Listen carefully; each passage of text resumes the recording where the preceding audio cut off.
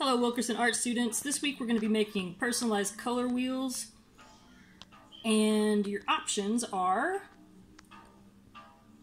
creating your color wheel with pattern designs or Zentangles. You can create your pattern from any sort of design you like. If you're interested in dragons or robots, incorporate those into your designs. You can also if you're into geometric patterns, you can add those kind of patterns. You decide so it looks like something that reflects your personality and what you like.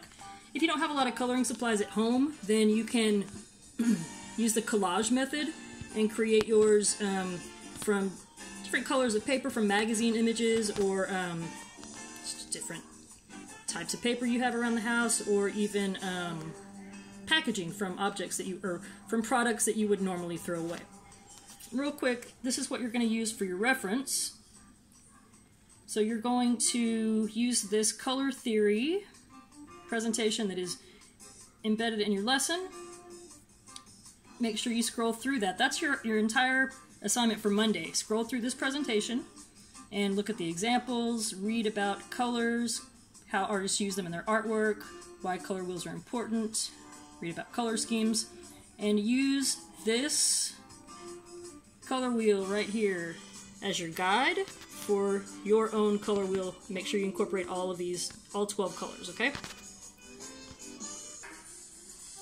Alright, so what I'm going to be showing you is how to set up your color wheel, okay? How to create your circle divided into 12 equal sections, okay? So it's going to be like a visual and spatial plan for your color wheel.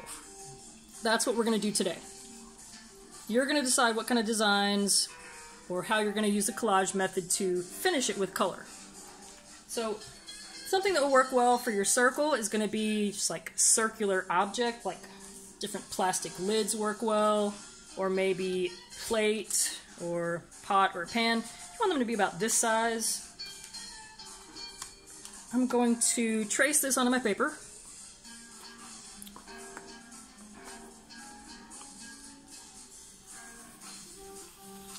Kind of in the center here. And there's my circle, okay?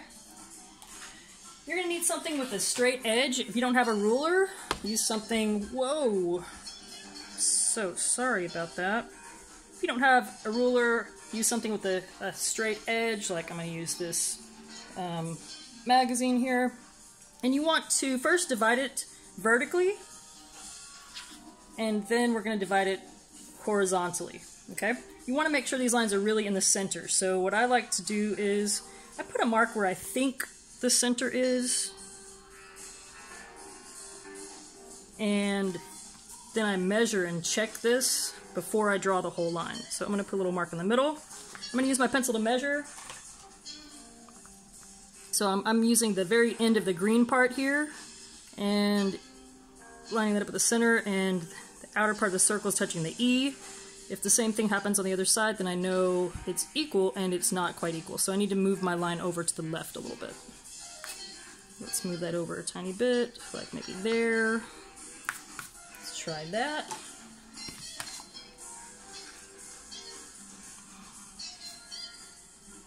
Okay, so now I'm going to measure again. Always do this before, because if you don't get these first two lines really in the center, then it's going to kind of throw your whole color wheel off, and you want all your 12 sections to be equal. I think that is really close to being equal right there. Okay, so I'm going to keep it right there. Let's check that again, make sure. So it's landing on the D, and then if I put this, maybe I've got to move it over to the right a tiny bit. Let's make sure we get this right. Okay, we'll try this. Okay, it's kind of between the E and the D, and then, great, that's in the center. So we're going to make our line there. And I'll probably erase those first marks that I made at the top and bottom. And it doesn't hurt to draw lightly, so you can go back and make corrections and erase things. Okay, so that's our first line. We've got two equal halves now. So now we want to do the same thing, dividing it from top to bottom with a horizontal line. Let's see if that's in the center. Use my pencil to measure. Looks like it's between the D and the E. And then I'm lining the end of the green part of my eraser up with my center mark, and the bottom of my circle is between the E and D, so we're good. So I'm going to make my line go straight across from here. I think that looks pretty good. If some of your sections are off by a little bit, it's not going to be that huge of a deal. So now we're going to divide one quadrant, just 1/4 of this, into 3 sections because, well, 3 times 4 is 12, right? This is going to require a little bit of just kind of guesswork at first. I'm going to try this and see if these are even. Same measurement technique. So my mark is on the O. Put in the green part of my eraser. Ooh, that mark is not where we want it. Let's move that mark over to there maybe. Let's see if that makes that even. Okay, that looks good. And then, oh, now this one's way too big. So let's move them both over. Let's try that and that maybe.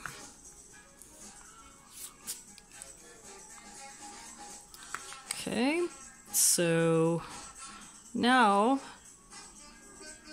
my line here is lining up with the S. That's close to the S. It's going to take a little more work. So we've got to move this over a little bit.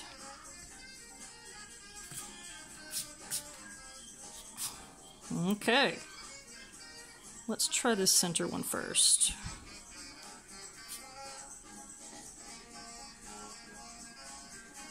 Okay.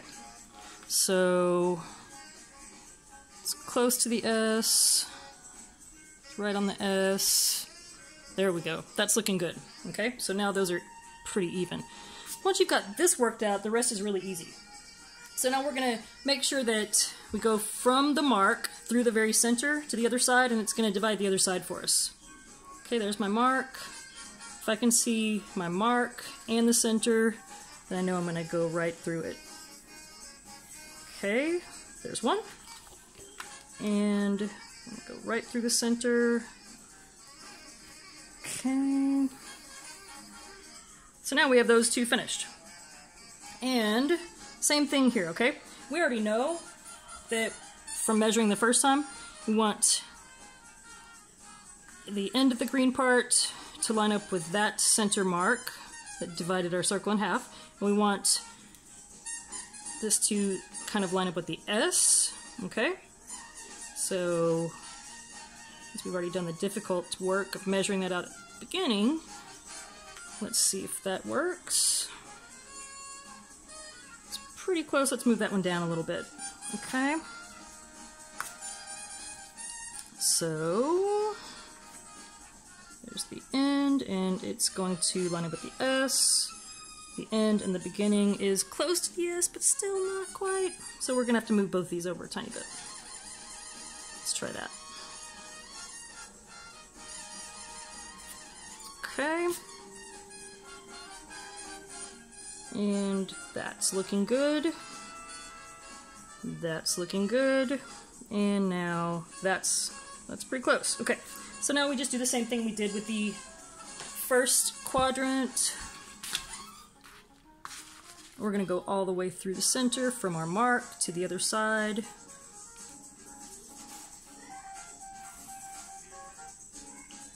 And divide both of these quadrants into thirds at once. And make sure you pause this video whenever you need to get caught up. That's it. We've got our circle divided into 12ths, equal 12ths. And now you decide what designs you're going to make. Or are you going to collage with different colors of paper? And finish this color wheel, alright? We will catch up Wednesday or Thursday to see what kind of progress we've made on color wheels, alright? I'll show you what mine looks like at that point. and have a good rest of your day. Make your personalized color wheel. Thanks.